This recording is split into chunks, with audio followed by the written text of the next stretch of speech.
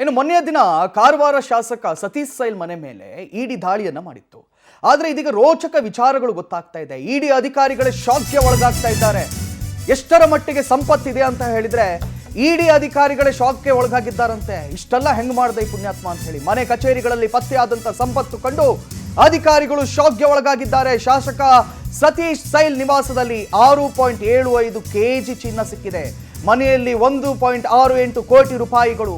August 13 ಮತ್ತು 14ರಂದು 2 ದಿನ ಇಡಿ ದಾಳಿ ಮಾಡಿತ್ತು. ಬೆಳಿಗ್ಗೆಯಿಂದ ಸಂಜೆವರೆಗೆ ಕಾರವಾರದ ಕ್ಷೇತ್ರದ ಕಾಂಗ್ರೆಸ್ ಶಾಸಕರಾಗಿರುವಂತಹ ಸತೀಶ್ ಸೈಲ್ ಮನೆ ಮೇಲೆ ಕಾರವಾರ, ಗೋವಾ, ಮುಂಬೈ, ನವದೆಹಲಿಯಲ್ಲಿ ಅಪಾರವಾದಂಥ ಆಸ್ತಿಯನ್ನ ಇವರು ಹೊಂದಿದ್ರು. ಬೆಳಿಗ್ಗೆ ದಾಳಿ ಮಾಡಿದಂಥ ಅಧಿಕಾರಿಗಳು ರಾತ್ರಿವರೆಗೆ ಮಾಡಿದ್ರು. ಮರುದಿನ ನಿನ್ನೆ ಕೂಡ ಮಾಡಿದ್ರು. ಅದಾದ ಬಳಿಕ ಎರಡೆರಡು ಟ್ರಂಕ್ಗಳಲ್ಲಿ ದಾಖಲೆಗಳನ್ನು ಗೋವಾಕ್ಕೆ ತಗೊಂಡು ಹೋದ್ರು. ಈಗ ಒಂದೊಂದನ್ನೇ ಪರಿಶೀಲನೆ ಮಾಡಿ ನೋಡುವಾಗ ಅವರಿಗೆ ಆಶ್ಚರ್ಯ ಆಗ್ತಾ ಇದೆ. 1.68 ಕೋಟಿ ನಗದು ಮನೆಯಲ್ಲಿ ಪತ್ತೆಯಾಗಿದೆ. ಬ್ಯಾಂಕ್ಗಳಲ್ಲಿ ಸುಮಾರು 14 ಕೋಟಿ ಆಸ್ತಿ ಪತ್ತೆಯಾಗಿದೆ. 6.75 kg ಚಿನ್ನ ಪತ್ತೆಯಾಗಿದೆ. ಒಬ್ಬ ಮನುಷ್ಯ ದುಡ್ದು ಇಷ್ಟೆಲ್ಲ ಸಂಪಾದನೆ ಮಾಡಿದ್ದಾನ ಅಂತ ಹೇಳಿ ಇಡಿ ಅಧಿಕಾರಿಗಳು ಶಾಕ್ಗೆ ಒಳಗಾಗಿದ್ದಾರೆ. ಇನ್ನು ಗೋವಾದಲ್ಲಿ ಅನೇಕ ಸಂಪತ್ತಿವೆ, ಮುಂಬೈಯಲ್ಲಿ ಅನೇಕ ಸಂಪತ್ತುಗಳಿವೆ.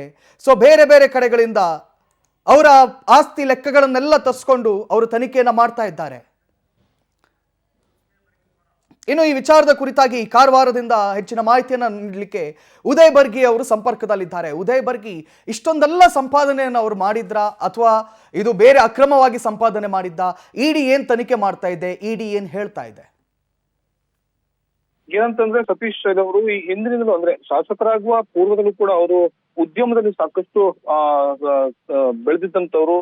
ಅವರು ಕೇವಲ ಕಾರವಾರ ಅಷ್ಟೇ ಅಲ್ಲದೆ ಬೇರೆ ಬೇರೆ ಜಿಲ್ಲೆ ಮತ್ತು ರಾಜ್ಯದಲ್ಲೂ ಅವರ ಉದ್ಯೋಗ ಇರುವಂತದ್ದು. ಈಗ ಏನು ಮೊನ್ನೆ ಆಗಸ್ಟ್ 13 ಮತ್ತು 14ರಂದು ಕಾರವಾರದ ಸದಾಶಿವಗೌಡಲ್ಲಿರ್ತಕ್ಕಂಥ ಅವರ ಮನೆಯ ಮೇಲೆ ಇಡಿ ರೇಡ್ ಮಾಡಿದೆ. ಈ ಸಂದರ್ಭದಲ್ಲಿ ಈಗಾಗಲೇ ಸುಮಾರು 1.68 ಕೋಟಿ ನಗದು ಹಾಗೇನೆ 6.75 kg ಚಿನ್ನಾಭರಣ ಪತ್ತೆಯಾಗಿದೆ ಅನ್ನುವಂಥದ್ದು. ಅದರ ಜೊತೆಯಲ್ಲಿ ಸರಿಸುಮಾರು 14 ಕೋಟಿ ಹಣ ಅಂದ್ರೆ ಬ್ಯಾಂಕ್ ಖಾತೆಗಳಲ್ಲಿ ಬೇರೆ ಬೇರೆ ಬ್ಯಾಂಕ್ಗಳಲ್ಲಿ ಇರುವಂತದ್ದು ಅದು ಕೂಡ ಈಗಾಗಲೇ ಕೆಲವೊಂದು ಕಾಗದ ಪತ್ರಗಳನ್ನ ಎಲ್ಲವನ್ನೂ ಕೂಡ ಈಗಾಗಲೇ ಇಡಿ ಅಧಿಕಾರಿಗಳು ವಶಕ್ಕೆ ಪಡೆದುಕೊಂಡಿದ್ದಾರೆ. ಇನ್ನು ಅವರಿಗೆ ಈಗಾಗಲೇ ನೋಟಿಸ್ ಅನ್ನು ಕೂಡ ನೀಡಲಾಗಿದೆ ಅನ್ನುವಂಥದ್ದು ಮಾಹಿತಿ ಕೂಡ ಇದೀಗ ಲಭ್ಯವಾಗಿದೆ. ಇಡಿ ಕಚೇರಿಗೆ ಬಂದು ವಿಚಾರಣೆಗೆ ಹಾಜರಾಗುವಂತೆ ನೋಟಿಸ್ ಅನ್ನು ಕೂಡ ನೀಡಿರುವಂತದ್ದು. ಒಂದು ಬಲ್ಲ ಮೂಲಗಳ ಪ್ರಕಾರ ಈಗಾಗಲೇ ಶೈಲ್ ಅವರಿಗೆ ಆರೋಗ್ಯದಲ್ಲೂ ಕೂಡ ಸಾಕಷ್ಟು ಸಮಸ್ಯೆ ಆಗಿರುತ್ತದೆ. ಅಂದ್ರೆ ಇಡಿ ಅಧಿಕಾರಿಗಳು ದಾಳಿ ಮಾಡುವ ಪೂರ್ವದಲ್ಲಿಯೇ ಕೂಡ ಸತೀಶ್ ಸೈಲ್ ಅವರು ದೆಹಲಿಯ ಒಂದು ಆಸ್ಪತ್ರೆಯಲ್ಲಿ ಚಿಕಿತ್ಸೆಗಾಗಿ ದಾಖಲಾಗಿದ್ದಾರೆ ಎನ್ನುವಂತ ಮಾಹಿತಿ ಕೂಡ